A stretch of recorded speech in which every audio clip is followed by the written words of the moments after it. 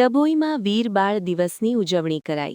વડાપ્રધાન નરેન્દ્રભાઈ મોદી દ્વારા વર્ષ 2022થી ભારતમાં 26 ડિસેમ્બરના દિવસે વીર બાળ દિવસની ઉજવણી કરવાની ઘોષણા કરવામાં આવી છે।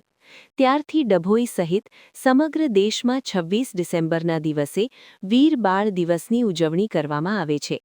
આજરોજ ડભોઈ ખાતે શ્રી આર.જી. પંડ્યા હાઈસ્કૂલમાં ભારતીય જનતા પાર્ટીના શહેરના કાર્યકર્તાઓની ઉપસ્થિતિમાં વીર બાળ દિવસની ઉજવણી કરવામાં આવી હતી। વડાપ્રધાન નરેન્દ્ર મોદીએ વર્ષ 2022થી ભારતમાં 26 ડિસેમ્બરના દિવસે વીર બાળ દિવસની ઉજવણી કરવાની શરૂઆત કરી છે। શીખ ધર્મના છેલ્લા અને 10મા ગુરુ ગોવિંદ સિંઘના પુત્રોના બલિદાનને શ્રદ્ધાંજલિ આપવા વીર બાળ દિવસની ઉજવણી કરવામાં આવતી રહી છે। 26 ડિસેમ્બર 1705માં જ્યારે બાબા જોરાવર સિંઘ અને બાબા ફતેહ સિંઘ મોગલો સામે ઝૂકવાનો ઇનકાર કરી પોતાનો ધર્મ બદલ્યો ન હતો, જેથી મોગલ સેનાપતિ દ્વારા તેમને જીવતા ચણી નાખવામાં આવ્યા હતા।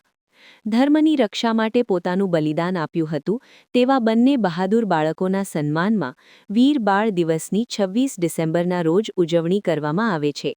આજરોજ ડભોઈ શ્રી આર.જી. પંડ્યા હાઈસ્કૂલ ખાતે ભારતીય જનતા પાર્ટી સંગઠનના શહેર પ્રમુખ દીક્ષિતભાઈ દવે, નગરપાલિકા કારોબારી ચેરમેન તેજલબેન સોની, પૂર્વ મહામંત્રી અમિતભાઈ, ઉપપ્રમુખ વિશાલભાઈ પટેલ, શહીદ આગેવાનો તેમજ શાળાના આચાર્ય દિનેશભાઈ બારિયાની ઉપસ્થિતિમાં બાળકોને વીર બાળ દિવસની ઉજવણી અને તેનો ઇતિહાસ વિશે માહિતી આપી માહિતગાર કર્યા હતા અને વીર બાળ દિવસની ઉજવણી કરી હતી। 2022માં આપણા દેશના વડાપ્રધાન શ્રી નરેન્દ્રભાઈ મોદીએ 26 ડિસેમ્બરે વીર બાળ દિવસ તરીકે ઉજવવાની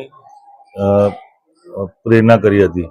એના ભાગરૂપે આજે ડભોઈની આર.જી. પંડ્યા સ્કૂલમાં અમે બાળકો સાથે વીર બાળ દિવસની ઉજવણી કરવામાં આવી અને આ નિમિત્તે બાળકોને આપણા જે 4 સાહેબજાદાઓ છે, ગુરુ ગોવિંદસિંહ શીખ ધર્મના 10મા ગુરુના જે 4 સાહેબજાદાઓનું જે બલિદાન છે, એ નાની ઉંમરમાં એક 9 વર્ષ અને એક 6 વર્ષની ઉંમરમાં જેમને બલિદાન આપ્યું છે એની માહિતી આપણા લોકોને મળતી રહે અને 300 વર્ષનો જે આપણો ઇતિહાસ છે તે ભૂસાઈ ના જાય એના માટે આપણા વડાપ્રધાન દ્વારા જે જાહેરાત કરવામાં આવી હતી એના ભાગરૂપે આજે ડભોઈની પંડ્યા સ્કૂલમાં આ વીર બાળ દિવસની ઉજવણી કરવામાં આવી।